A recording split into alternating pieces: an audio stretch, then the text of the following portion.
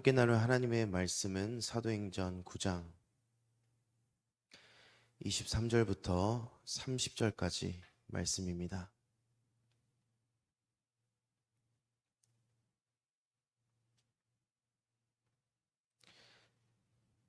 제가 가진 성경으로는 신약 성경 204쪽입니다.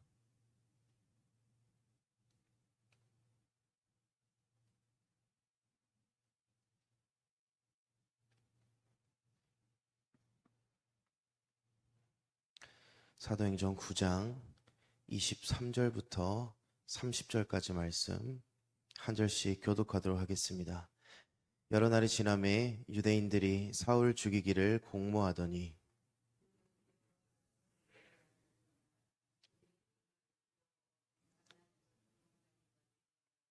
그의 제자들이 밤에 사울을 광주리에 담아 성벽에서 달아 내리니라.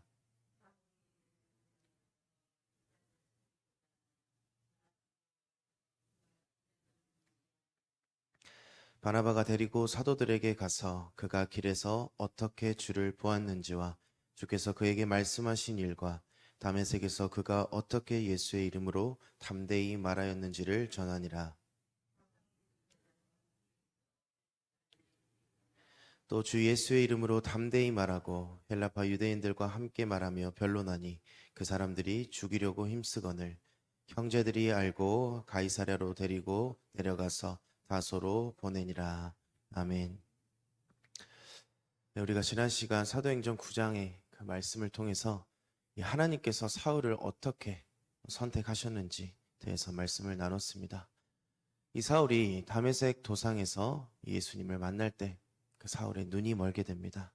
그래서 사울의 눈을 다시 뜨이게 하기 위해서 하나님께서 사용하신 사람이 바로 아나니아입니다. 9장 11절에서 보면은 주께서 이르시되 일어나 집가라 하는 거리로 가서 유다의 집에서 다섯 사람 사울이라 하는 사람을 찾으라 라고 이 아나니아에게 말씀을 하십니다. 그리고 이제 사울에게 가서 안수하여서 이 눈이 멀었던 그 사울의 눈을 다시 보게 하라고 이 아나니아에게 주께서 말씀을 하십니다. 그런데 그 말씀을 듣고 아나니아가 어떠한 반응이었습니까? 하나님, 이 믿는 자들에게 그렇게 괴롭힌 그 사울에게 제가 어떻게 그에게 가서 안수를 해주겠습니까? 부정적인 반응을 보였습니다. 그 말을 듣고 주님께서는 뭐라고 말씀하십니까? 가라, 이 사람 사울은 내 이름을 이방인과 임금들과 이스라엘 자손들에게 전하기 위하여 택한 나의 그릇이다. 우리가 지난 시간 이 말씀을 통해서 무엇을 알 수가 있었습니까? 전도의 모든 과정은 하나님께서 주관하신다. 그리고 우리의 지식과 우리의 생각으로 전도의 대상자와 또 전도의 그 어떠한 모든 것들을 제한해서는 안 된다는 것입니다. 하나님의 뜻은 이 디모데전서 2장 4절의 말씀과 같이 모든 사람이 구원을 받으며 진리를 아는 데에 이르기를 원하시는 것이고 또 우리의 사명은 그 뜻을 따라서 예수 그리스도의 증인이 되는 삶, 이 모든 믿지 않는 자들에게 그 복음의 씨앗을 뿌리는 것입니다. 그래서 그 뜻을 이루기 위해 우리는 하나님께서 택하신 그릇입니다. 복음의 통로이고 도구입니다. 때로는 그 가운데 고난이 있습니다. 또 어려움이 따릅니다. 하지만 우리는 이미 승리하신 그 주님만을 의지하면서 천국을 소망하는 자들로서 마땅히 이 복음을 증거해야 하는 사명을 가진 자들이라는 것입니다. 오늘 하나님께서는 이 사도 사울을 사도 바울로 변화시켜 가시며 이 사명자로 세워 가시는 그 방법을 한번 오늘 말씀을 통해서 나누고자 합니다. 먼저 사울이 이 예수님을 만난 후에 변화를 한번 보게 되면 이 9장 20절을 보게 되면 즉시로 각 회당에서 예수가 하나님의 아들이심을 전파했다라고 말씀합니다. 이때까지만 해도 이 복음 증거의 중심은 회당이었습니다.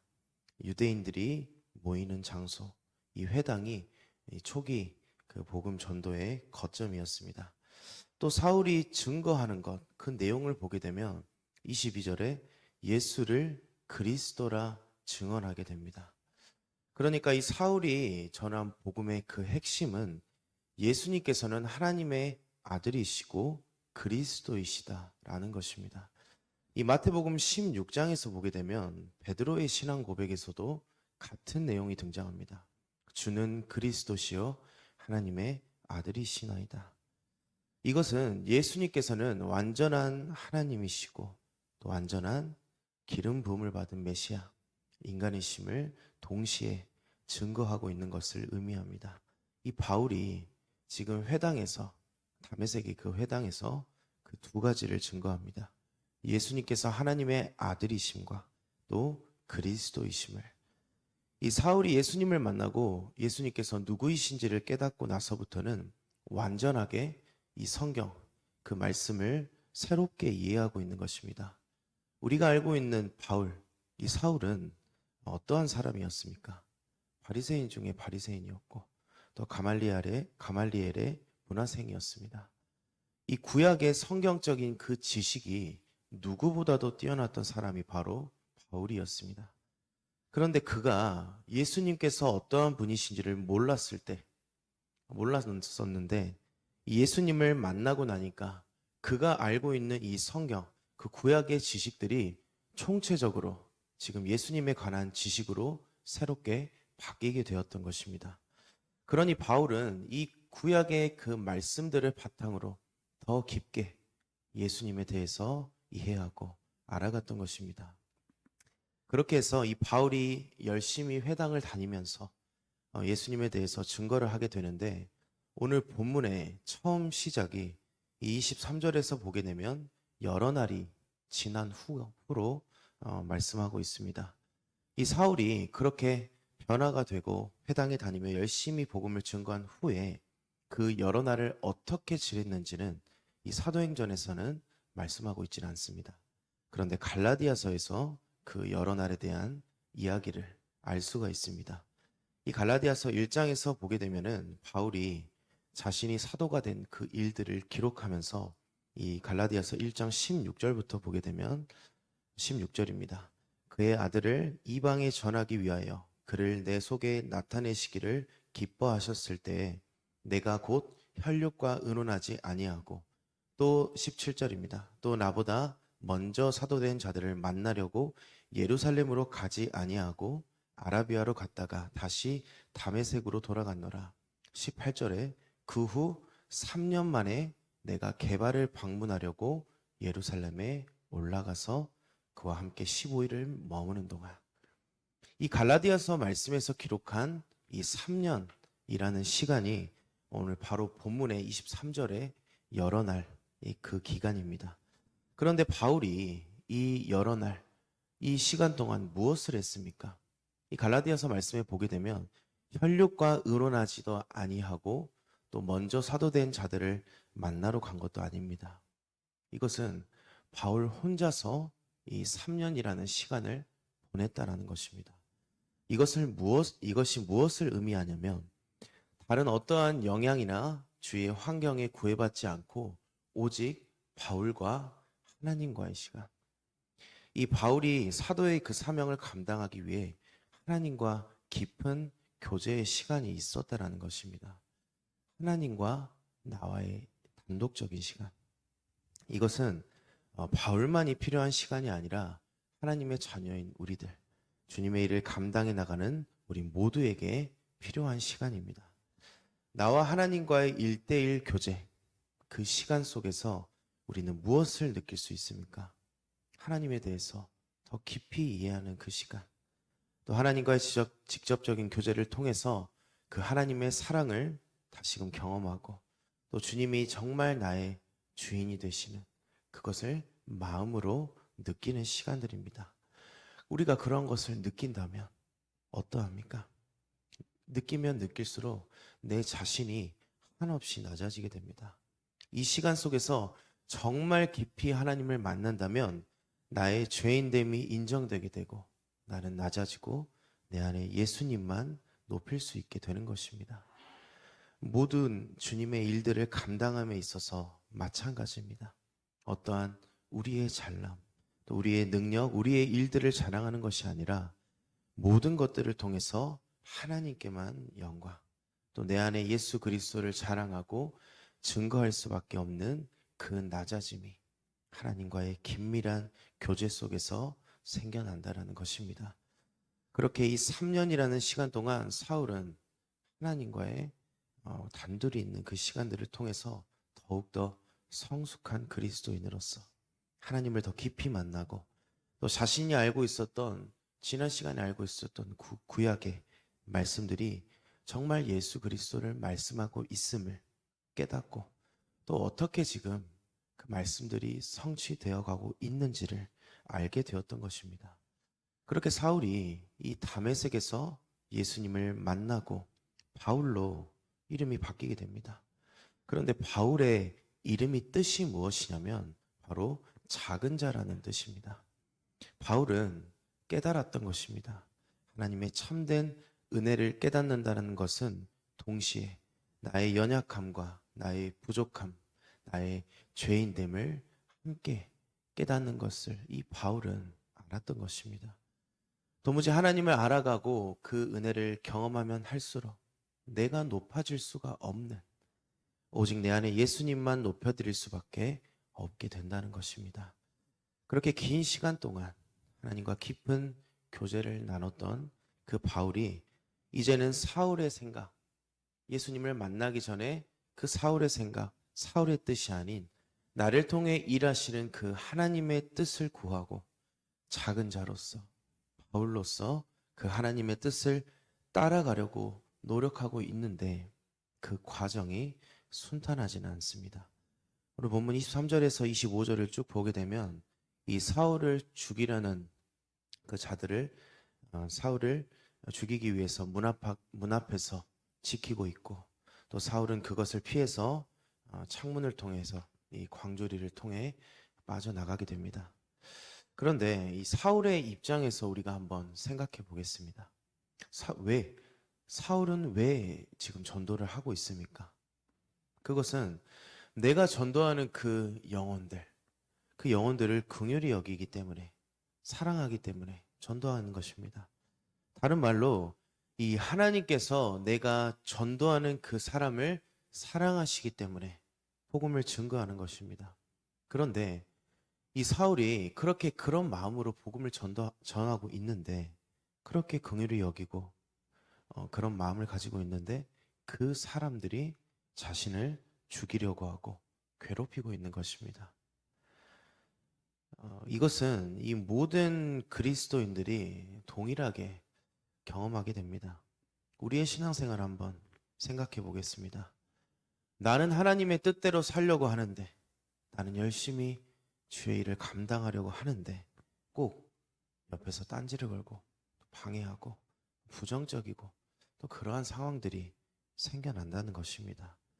나는 노력하고 하나님의 자녀답게 살려고 하는데 어떠한 방해 없이 하나님께서 좋은 쪽으로 인도해 주시면 얼마나 좋겠습니다만, 꼭 우리가 올바른 길로 가려고 한다면 어려운 일이 때로는 생긴다는 것입니다.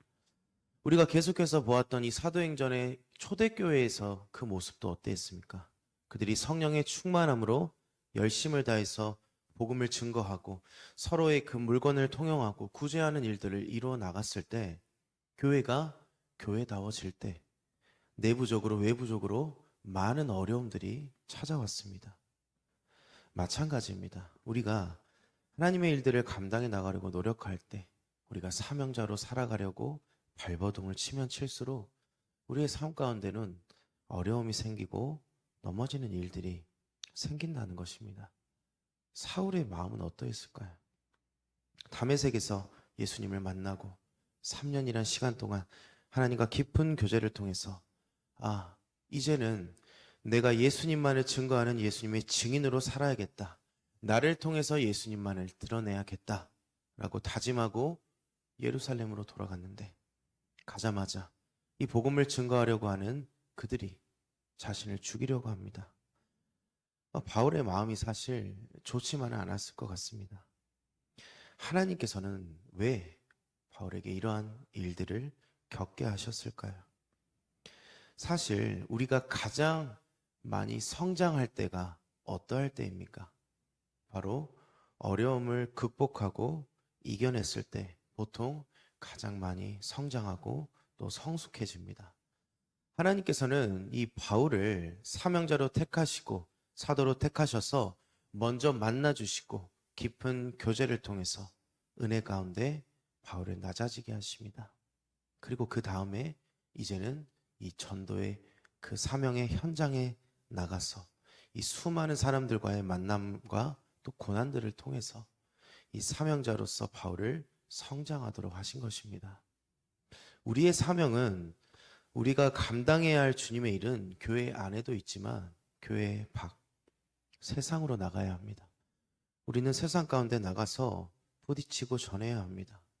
그 모든 전도의 현장 가운데 어려움과 고난을 통해서 그 잃은 양 한 마리를 찾기 위해 돌아다니는 목자의 마음, 또 하나님의 그 마음을 느끼며 또한 어려움을 이겨내는 그 과정 가운데 우리가 사명자로서 단련되고 다듬어지고 훈련되어져 간다는 것입니다.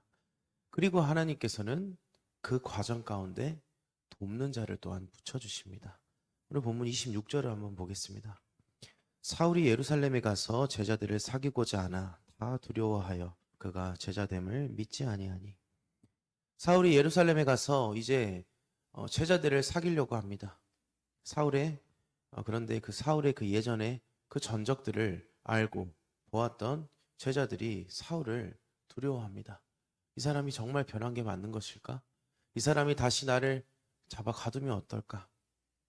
그때 27절에 누가 등장을 합니까? 바나바가 등장을 합니다. 본문 27절입니다. 바나바가 데리고 사도들에게 가서 그가 길에서 어떻게 주를 보았는지와 주께서 그에게 말씀하신 일과 다메섹에서 그가 어떻게 예수의 이름으로 담대히 말하였는지를 전하니라. 그렇게 바나바가 이 사울이 이렇게 변화가 되었다라는 것을 증언해 줍니다. 그렇게 사울이 바나바를 통해서 제자들을 만나게 되고 또 그들에게 인정받게 되고 본문 28절과 29절에서와 같이 예루살렘으로 출입하여서 담대히 복음을 증거하게 됩니다. 그렇게 하나님과 깊은 교제를 하고 훈련을 받고 이제 사도로서 준비가 되었던 그 사울이 예루살렘에서 복음을 증거할 수 있도록 제자들을 만나고 또 제자들에게 인정받도록 도와주었던 자가 바로 바나바였던 것입니다. 각자의 하나님의 일들에 쓰임받을 그 순간을 위해서 돕는 자로 세우신 그 바나바와 같은 돕는 손길이 또한 필요하다는 것입니다. 우리가 지난 시간에 나눴던 말씀 중에 이 아나니아를 한번 생각해 보겠습니다. 아나니아는 성경에 딱 한 번 사도행전 9장에서 이 사울에게 안수해 주면서 눈을 뜨이게 하기 위해 등장하고 다시는 성경에서 등장하지 않습니다. 그 순간에 하나님의 뜻을 이루기 위해 사용되어질 그때를 보고 또 격려해주고 인정해주고 세워주고 도와주는 이 바나바와 같은 돕는 자가 또한 우리가 되어야 한다는 것입니다. 오늘 이 사도 바울은 이제 사도로서의 그 사명, 이 예수 그리스도의 증인된 사명을 감당하기 위해서 하나님께서 어떻게 바울을 훈련시키고 준비시켜 나가셨는지를 오늘 본문을 통해서 말씀을 보았습니다. 하나님께서는 바울을 사도로 부르셨고 사명자로 부르셨고 또 이방인들의 사도로 부르셨습니다. 또 우리도 마찬가지입니다. 우리도 이 시대의 사명자로 예수 그리스도의 증인으로 하나님께서 우리를 택하셨고 불러주셨습니다. 그렇다면 우리는 준비해야 합니다. 하나님과 긴밀한 1대1의 교제를 통해서 먼저 우리가 성령의 충만함과 하나님의 은혜로 내가 먼저 낮아져야 되고 또한 훈련받아야 합니다. 성숙한 그리스도인이 되어야 합니다. 그리고 돕는 자가 되어야 합니다. 우리와 같은 사명자로 세워지기를 우리가 돕고 격려하고 위로해 줘야 한다는 것입니다. 우리가 끝까지 우리에게 맡겨주신 이 사명을 감당하기 위해서 하나님의 복음의 통로로서 준비되어지려면 우리가 먼저 하나님과 교제해야 되고 우리가 먼저 훈련받아야 되고 우리가 먼저 돕는 자가 되어야 한다는 것입니다. 오늘 말씀을 통해서 준비된 사람, 하나님의 그 복음의 도구로서 또 복음의 통로로서 준비되어지는 저와 성도님들이 되시기를 소망합니다. 함께 기도하겠습니다. 하나님 아버지, 은혜와 사랑을 너무나도 감사합니다. 오늘도 말씀을 통해 또 하나님의 뜻이 무엇인지를 알게 하심에 너무나도 감사합니다. 우리를 사명자로 택하여 주시고 예수 그리스도의 증인으로 살 수 있도록 은혜를 더하여 주심에 너무나도 감사합니다. 우리가 사명을 감당함에 있어서 늘 준비된 자가 되게 하시고 먼저 우리가 하나님과 교제하며 훈련되어서 사명자로서 이 땅에서 하나님의 뜻을 이루어 나가며 복음의 통로로 사용되어지는 우리가 되도록 주님, 우리의 삶을 주관하여 주시옵소서. 그래서 이 땅에서 하나님의 뜻을 이루어 나가며 하나님의 나라를 세워나갈 수 있는 우리 모두가 될 수 있도록 주님 함께하여 주시옵소서. 다시 오실 예수님 이름으로 기도드리옵나이다. 아멘. 주기도문으로 예배를 마치겠습니다.